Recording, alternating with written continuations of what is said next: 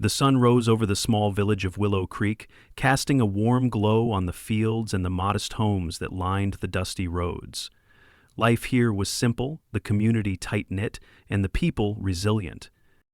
Among them was Elena Harper, a young woman with a sharp mind and a compassionate heart. She had grown up in Willow Creek, helping her parents tend to their farm and volunteering at the local clinic. Her dream was to become a doctor, to bring better health care to her village. But that dream was shattered when the water turned foul. It started subtly, a strange taste in the tap water, a slight discoloration. Then came the illnesses. Children developed rashes, elderly residents complained of stomach pains, and livestock began to die inexplicably. Panic spread as more people fell sick, some succumbing to mysterious ailments that the local clinic couldn't diagnose. Elena's father was among the first to die, a robust man reduced to a frail shadow, his body ravaged by an aggressive cancer. Her mother followed soon after, her immune system failing her. Elena was devastated, but her grief turned to determination. She began to investigate, collecting water samples and documenting the symptoms afflicting her neighbors.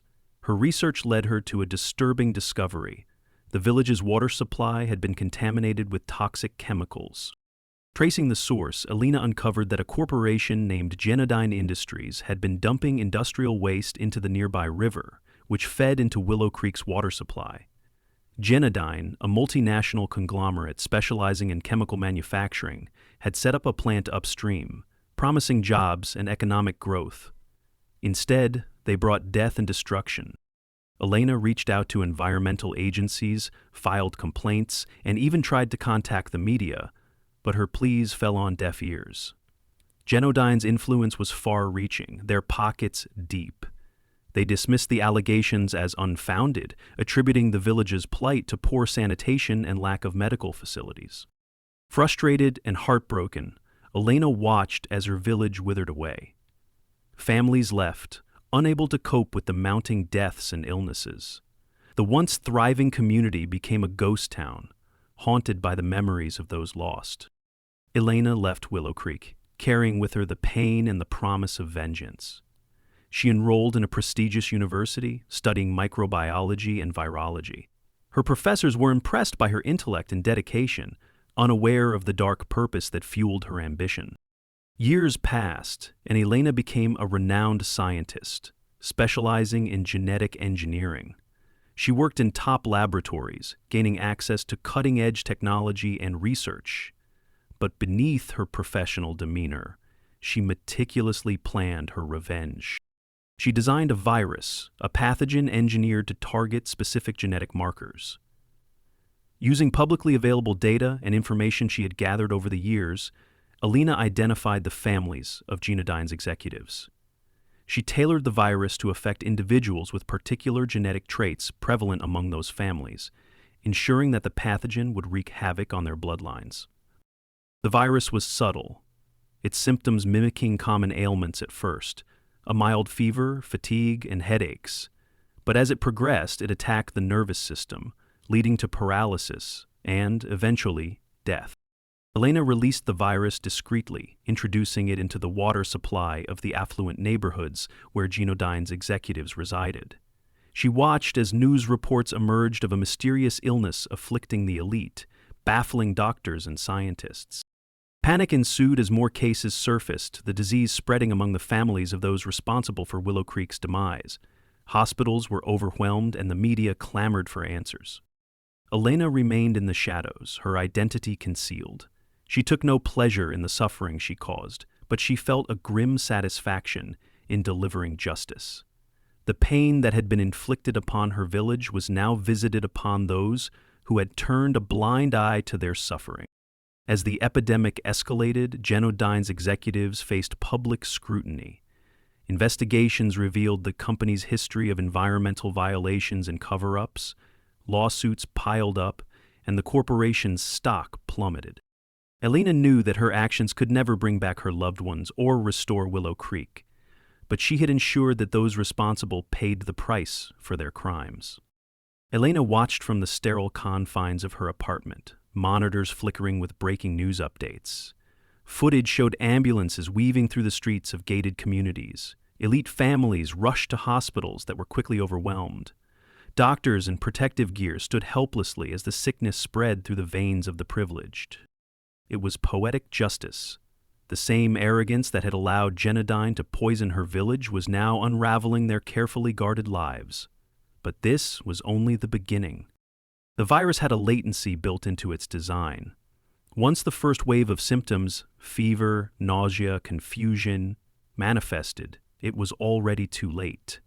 The pathogen had embedded itself in the nervous system, slowly suffocating essential functions. The afflicted would experience tremors, seizures, and eventual collapse of bodily systems. Death came not with a sudden crash, but with a slow, humiliating decline. Elena kept tabs on the spread. She had calculated the optimal method of transmission, waterborne, masked as a rare but naturally occurring mutation of an innocuous virus.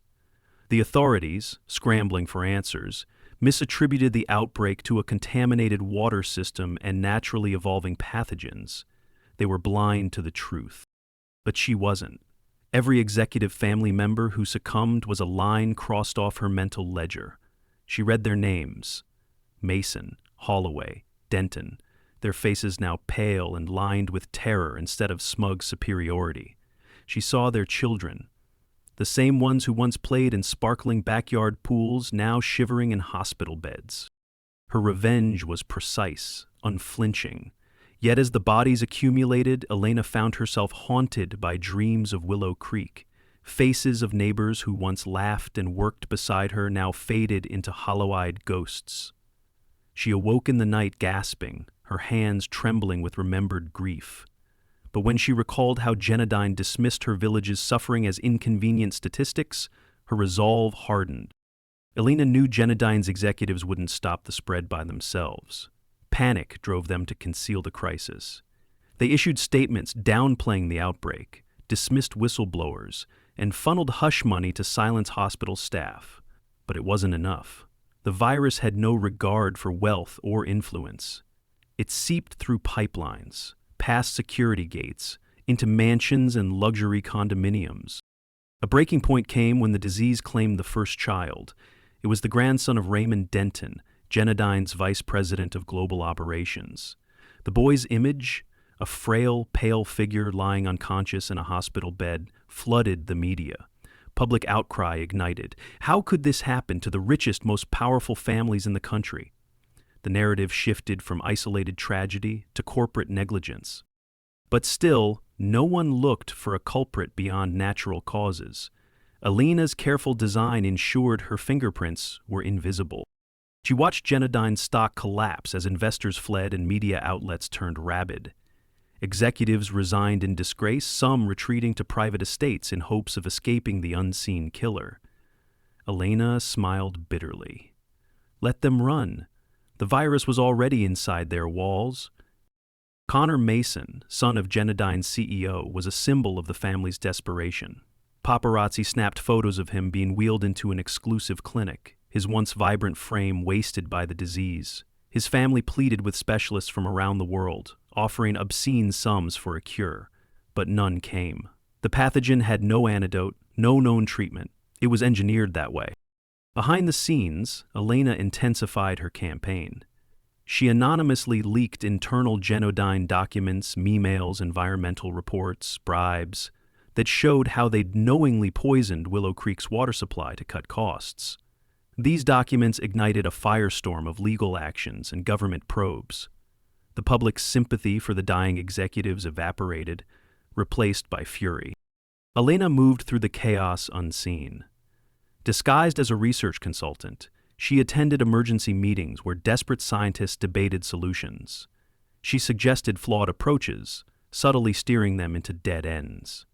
She watched as they flailed, their expertise rendered useless against the weapons she'd crafted. But it wasn't enough. Elena wanted them to feel the same helplessness Willow Creek had felt, the same despair. She targeted the executives' extended families, introducing the virus into their social circles, weddings, charity galas, private school events. The pathogen leapt from host to host with devastating efficiency. Soon, entire networks of privilege crumbled under the weight of the outbreak. As the virus's devastation reached its zenith, Genodyne's headquarters, once a monument of glass and steel, stood empty. Government agents sealed it off. Journalists camped outside, their cameras capturing the building's silent collapse. Inside her apartment, Elena stared at a framed photo of her parents. She whispered their names, Daniel, Margaret, promising them that justice had been delivered.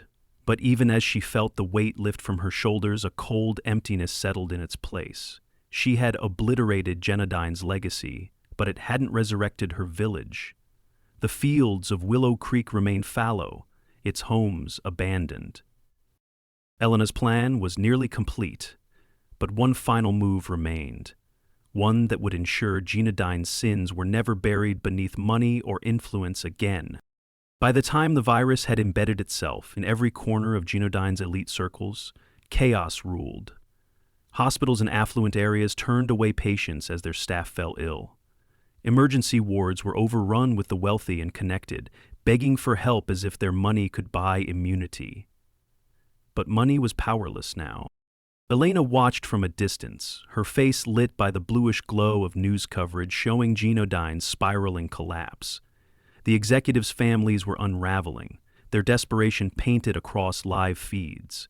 Weeping wives, shattered husbands, children clutching at parents, already too far gone to comprehend. Their pain didn't bring her joy, only a grim satisfaction that justice finally was inescapable. She no longer needed to steer events directly. The virus was self-sustaining, carried by privilege itself. Through exclusive schools, golf clubs, charity galas, and private air travel, even as they tried to flee the country, fleeing to secluded villas in Europe or island estates, the sickness followed them. It was already in their blood. But it wasn't enough to watch them wither in private shame. Elena wanted the world to see, to know, to remember. She reached out anonymously to major media outlets, leaking detailed evidence she had gathered over the years. Emails, water testing results, internal memos from Genodyne admitting the deliberate dumping of carcinogens into the river near Willow Creek. Confidential records revealing how regulatory bodies had been bribed to look away, how local journalists had been silenced with lawsuits and threats. Her data proved that Genodyne's executives knew exactly what they were doing when they poisoned the village. The media storm erupted. Primetime anchors broadcast the documents, overlaying them with footage of grieving families in Willow Creek, the cracked houses and dead fields. They showed the dates when Genodyne had quietly diverted toxic waste into the river, dates that matched the first mysterious illnesses in the village. The truth bled into public consciousness, like a wound that could no longer be ignored. The nation was appalled.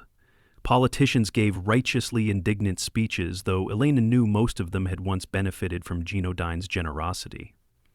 Protesters gathered outside Genodyne offices across the country, demanding arrests and justice. Graffiti smeared the walls with curses and accusations. Elena stayed hidden, her name absent from every report, but her fingerprints were everywhere. She wasn't finished. She traveled back to Willow Creek. The village was a skeleton of its former self. Houses stood abandoned, their windows boarded or shattered. Rusted playground equipment sat in the overgrown grass. The air was heavy with silence, except for the wind rattling through broken fences. Elena stood at the riverbank, staring into the murky water that had once been the lifeblood of the village and had become its poison. She knelt and dipped her fingers into the water. For a moment, she imagined her parents beside her, their hands on her shoulders, whispering their pride. She imagined the laughter of children, the smell of fresh bread from her mother's oven. All gone. Genodyne had taken it all from her, from everyone, but now, finally, they were being made to answer. Elena didn't linger in Willow Creek. She couldn't. The past clung to her skin like ash. She returned to the city just as the virus claimed its most high-profile victim. Jonathan Mason, Genodyne's CEO, collapsed during a live video conference intended to reassure investors. His face twisted in agony, he fell from his chair, convulsing as his executives watched helplessly.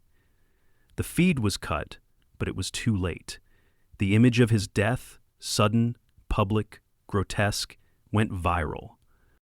After that, no one could pretend the sickness was just an unfortunate coincidence. Panic spread beyond Genodyne's inner circles.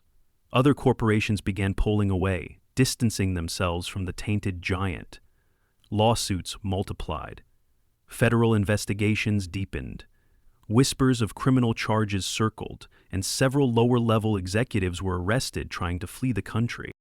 Elena's name was still absent from every official report, but in underground circles, among those who truly paid attention, rumors swirled of a brilliant scientist turned avenger. Anonymous posts on obscure forums speculated about her identity, some even guessing the truth. But Elena was always one step ahead, her digital trail wiped clean. Even so, her work wasn't over. She had one last move to make. Not a quiet virus or a leaked document, but something visible, something undeniable.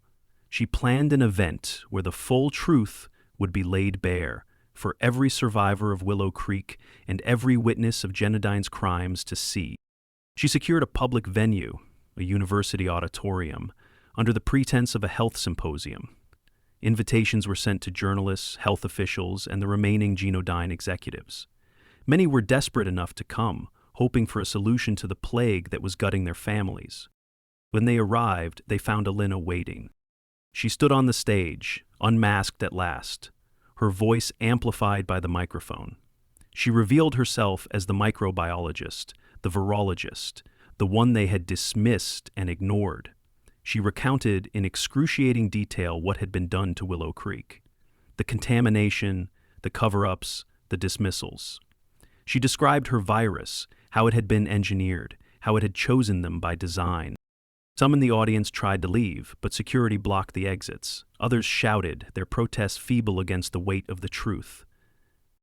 "I did not do this for money or power," Elena said, her voice cold as steel. "I did this because you thought you could poison us and walk away, because you believed no one would hold you accountable. You were wrong." Gasps filled the room as a projection behind her displayed names, photographs, and evidence tying Genodyne's leaders to their crimes. The faces of dying children flashed beside corporate memos valuing profit over lives. There was no escaping it now. "I was the voice you ignored," she said, her voice steady. "And now, the world sees you for what you are." She left the stage in silence, the audience too stunned to stop her. Outside, cameras waited, and the story exploded across every news channel. Elena vanished again into the city, leaving behind a shattered legacy that could never be rebuilt. But there was one final reckoning waiting. In the weeks that followed her revelation, the collapse of Genodyne was absolute. Elena watched from afar as every remaining executive scrambled to salvage whatever fragments of their lives remained. But their efforts were futile. The virus was too deeply embedded, its reach too wide, the evidence was irrefutable, and the public outrage too consuming to allow for any semblance of redemption. Families of the victims in Willow Creek emerged from the shadows, their grief now turned into determination. They marched on city halls, demanded justice from courts, and refused to let Genodyne's crimes fade into another forgotten headline. Their voices filled the streets, echoing into boardrooms and courtrooms alike, carried by a wave of righteous anger that no amount of corporate damage control could stifle. Elena, though, was nowhere to be seen. She had learned from watching Genodyne's executives that true power was not in titles or public recognition. It was in control of information, of outcomes, and of narratives. While the world hunted for her name, whispered theories about the scientist who had dismantled an empire, she quietly slipped through the cracks, erasing every trace of her involvement. But before disappearing entirely, she had one final task to complete. In a remote cabin deep in the Appalachian Mountains, she sat before a makeshift lab, nothing extravagant, just enough to finish what she had begun. The virus she had released was already working its course, but she wanted to ensure it left a scar so deep on Genadine's legacy that no future corporation could ever consider walking the same path. She refined a final strain, not more deadly, but more enduring, targeted not just at the executives' direct bloodlines, but designed to subtly affect their remaining assets, their untouched offshoots of wealth. It would render future generations sterile, a biological reckoning against the notion that power could simply be inherited without consequence. She deployed it quietly, through documents and contact points she knew were still monitored by those who had tried to hide the truth. Her strain required no further human intervention. It was woven into the very systems they relied on. The private water supplies of exclusive communities, the health supplements consumed by their insulated families, even the air filtration systems of their secluded bunkers. It was silent, invisible, and irreversible. Once it was set, Elena packed her few belongings, a notebook of her parents' names and faces, a faded photograph of Willow Creek in its prime, and left the cabin. She hiked through dense woods until she reached a desolate road where a bus rumbled by. She boarded without a word, leaving behind no forwarding address, no digital trail, no lingering presence. In the months that followed, Genadine's name was erased from the business world. Lawsuits bankrupted the company, and every remaining executive was either imprisoned or ostracized. Families once held up as untouchable powerhouses found themselves shunned, their fortunes dismantled, their legacies cursed by association. Their children and grandchildren withered under the weight of inherited guilt and whispered fears of the sickness that lingered in their blood. Willow Creek's name, once a footnote on a map, became a symbol of resistance. Survivors gathered to rebuild, supported by donations from around the world. Volunteers came to restore homes, clean the poisoned land, and plant new seeds in soil once deemed barren. Though it would take generations, life returned to the village, stubborn and persistent, just as it always had been. Elena never returned. She moved from place to place, changing her name, her appearance, her life. She didn't need recognition, didn't crave applause. Justice had been served, and the weight of vengeance slowly lifted from her shoulders. At night, she sometimes dreamed of Willow Creek, not of its destruction, but of its rebirth. She imagined children playing by the river, mothers baking bread, fathers tilling the soil without fear. She imagined laughter where there had once been silence. Years passed, and Elena grew older, her reflection marked by lines of grief and resolution. But her hands remained steady, her mind sharp. In the quiet moments of solitude, she felt her parents' presence, a reminder of why she had done what she did. Not for glory, not for cruelty, but to balance a scale that had been so cruelly tipped. One final morning, as dawn painted the sky with soft pinks and golds, she sat alone by a lake, a world away from Willow Creek and Genadine. She breathed in the clean air, untouched by poisons or corruption. The wind stirred the water, rippling its surface with quiet strength. And for the first time in years, she smiled, not with triumph, but with peace.